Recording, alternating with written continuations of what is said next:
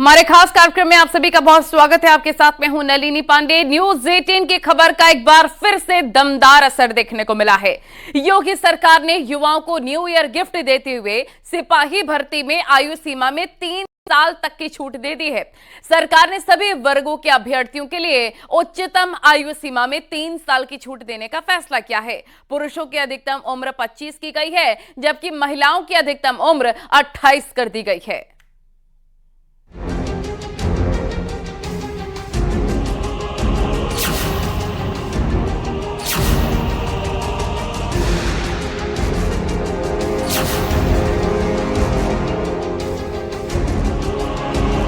योगी सरकार ने युवाओं को बड़ा न्यू ईयर गिफ्ट दिया है।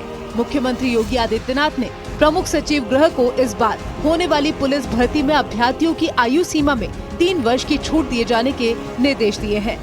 यानी कि इस बार सिपाही भर्ती में आयु सीमा में 3 साल की छूट दी गई है। यूपी पुलिस में कांस्टेबल के कुल 60,244 पदों के लिए आवेदन प्रक्रिया शुरू हो गई है।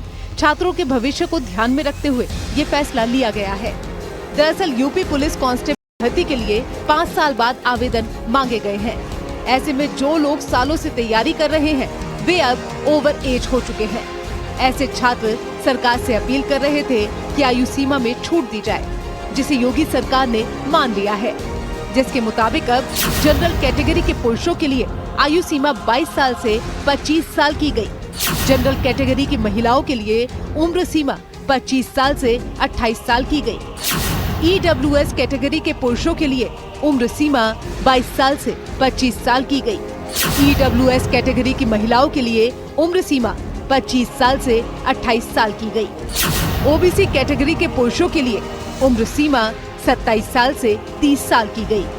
OBC कैटेगरी की महिलाओं के लिए उम्र सीमा 30 साल से 33 साल की गई। SC कैटेगरी के पुरुषों के लिए उम्र सीमा 27 साल से 30 साल की गई है। SC कैटेगरी की महिलाओं के लिए उम्र सीमा 30 साल से 33 साल की गई है। ST कैटेगरी के पुरुषों के लिए उम्र सीमा 27 साल से 30 साल की गई है। वहीं ST कैटेगरी की महिलाओं के लिए उम्र सीमा 30 साल से 33 साल की गई है। यानी कि अब सभी कैटेगरी में आयु सीमा 3 साल बढ़ा दी गई है।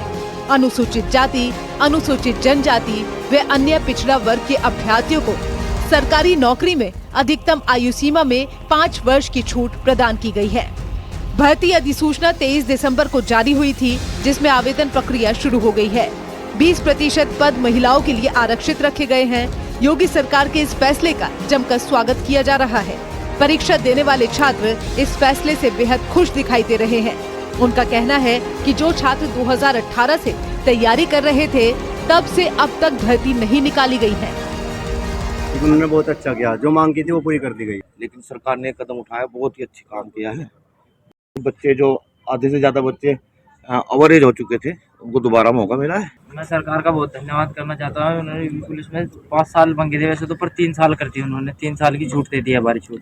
पर बच्चे मेहनत कर रहे थे, कोई बात नहीं, उन्होंने ये कर दिया। सरकार ने बहुत बढ़िया फैसला लिया, उनका धन्यवाद करना चाहूँगा। और धन्यवाद मेरे को साहब का भी करना चाहूँगा। ये हमें कई साल से फ्री प्रशिक्षण करवा रहे जो, और ये उन्होंने बहुत बढ़िया कदम उठाया। भर्ती प्रक्रिया थोड़ा फास्ट हो और निष्पक्ष हो, मतलब उसमें कोई भी ये जो चलते हैं ना, कहते हैं ना को भाई हमने पैसे दे दो, ये चीजें नहीं होनी चाहिए।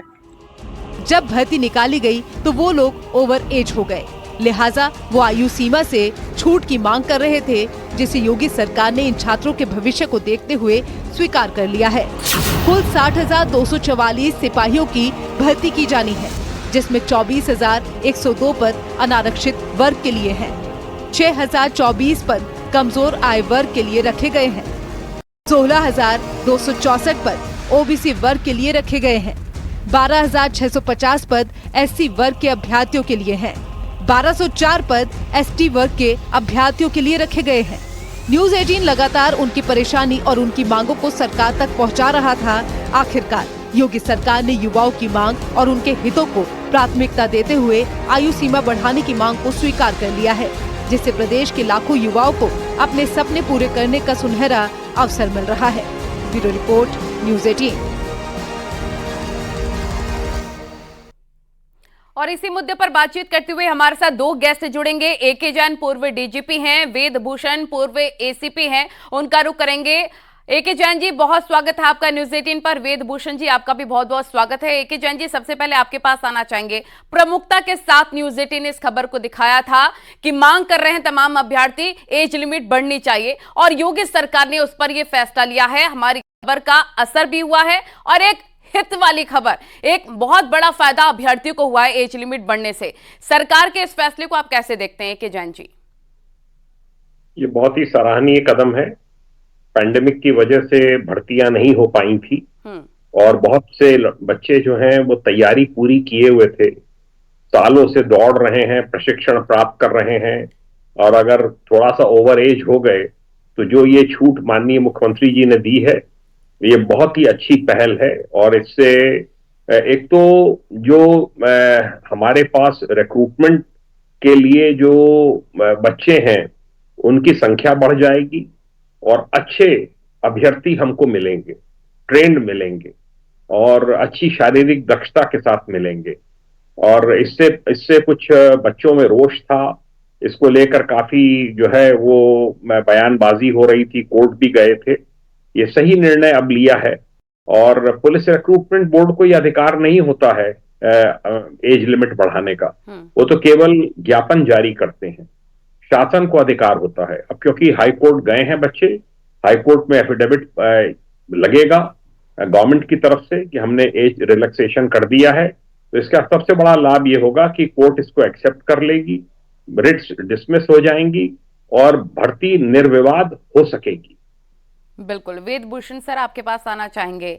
ये जो बड़ा फैसला योगी सरकार की तरफ से लिया गया, इससे सीधे तौर पर फायदा भी होने वाला है। हमने देखा कि चाहे समाजवादी पार्टी हो चाहे कांग्रेस हो, मुद्दा ढूंढ रही थी और ये उनकी तरफ से भी मांग किया जा रहा था। तो कह सकते हैं एक तरह से मुद्दा छिन गया है उनका और जो जायज मांग है अभ्यर्थियों की वो मान ली गई है योगी सरकार की तरफ से।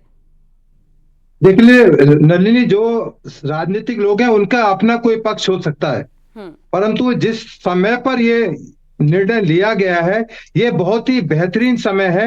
एक समय पर यह निर्णय लिया गया है कि जिस टाइम तीनों हमारे मेजर कानून, भारतीय आचार संहिता और भारतीय साक्ष्य अधिनियम में तीनों जो मेजर लॉज थे उनमें बिल्कुल करिश्मेटिक चेंज आ गए हैं। जो हमारे आज तक जो सिपाही, जवान, ऑफिसर, आईपीएस ऑफिसर, जुडिशरी के जो ऑफिसर थे, सबके लिए एक बहुत बड़ा चैलेंज था कि अब नए कानूनों को दोबारा से पढ़ना पड़ेगा, उनको इम्प्लीमेंट करना पड़ेगा, उनके हिसाब से एफआईआर दर्ज की जाएंगी, प्राथमिकियां, नए सीआरपीसी के हिसाब से जो प्रोसीजर है उसको अडॉप्ट करना होगा, जो साक्ष्य हैं और नए कानून के हिसाब से इकट्ठे करने होंगे। तो ये जो इस टाइम पर जो ये वैकेंसीज के डिक्लेयर किए गई हैं, ये बहुत ही ऐतिहासिक निर्णय है और आने वाले टाइम में ये जो नए रिक्रूट्स होंगे ये नए कानूनों से पूरी तरह अवगत होंगे, क्योंकि ट्रेनिंग के दौरान में जो तमाम प्रक्रियाएं, तमाम कानून समझाए पढ़ाए और उनकी परीक्षाएं ली जाती हैं, तो ये एक बहुत बेहतरीन कदम है। जैसा जैन साहब ने बताया कि ये एक बहुत ही वांटेड था, बहुत समय से अपेक्षित था कि सरकार इस बारे में निर्णय ले, क्योंकि जो कैंडिडेट्स थे जो गांव देहात से आते हैं, बेरोजगारी बहुत है और उनके अंदर चूंकि कोविड के दौरान में वो एक अपॉर्चुनिटी उनके लिए मिस हो गई थी, परंतु सरकार ने ये जो लैंडमार्क एक निर्णय लिया है ये वाकई में एक बहुत सराहनीय और एक अच्छा कदम है और इसके परिणाम निकलेंगे, क्योंकि यूपी एक बहुत बड़ा स्टेट है। छोटे कंट्रीज के जो दुनिया के अंदर है उनसे भी बड़ा एक अपने आप में हमारा यूपी स्टेट है, विविधताओं का स्टेट है, डिफरेंट कल्चर के डिफरेंट तरह के लोग, डिफरेंट बोली, हिंदी में भी बहुत तरह की बोली के लोग लिख के जाते हैं और बहुत सारे मुद्दे ऐसे हैं जिनमें उत्तर प्रदेश हमेशा पूरे हिंदुस्तान में एक लोगों की निगाह रहती है कि वहां किस तरह निर्णय होते हैं। जिस तरह आपने देखा कि बुलडोजर का नाम पूरी दुनिया में लिया जाता है, इंडिया में ही नहीं। तो ये जो एक निर्णय है इसका एक बहुत लीगल पॉइंट से या लॉ एंड ऑर्डर के पॉइंट से इसका बहुत बड़ा एक इम्पैक्ट उत्तर प्रदेश की राजनीति में आएगा। उत्तर प्रदेश के लोगों को एक रिलीफ मिलेगा। कानून व व्यवस्था की स्थिति मेरा मानना है इससे बहुत ज्यादा इंप्रूव होगी, क्योंकि जो रेशियो था पब्लिक का और पुलिस का बहुत ज्यादा कम हो गया था। जो पर पर्सन या पर गांव जो हमारी पुलिस की अवेलेबिलिटी थी वो बहुत कम थी, जिसका निगेटिव इम्पैक्ट जा रहा था। और इसीलिए राजनीतिक पार्टियां या जो ठीक है, मैं आपके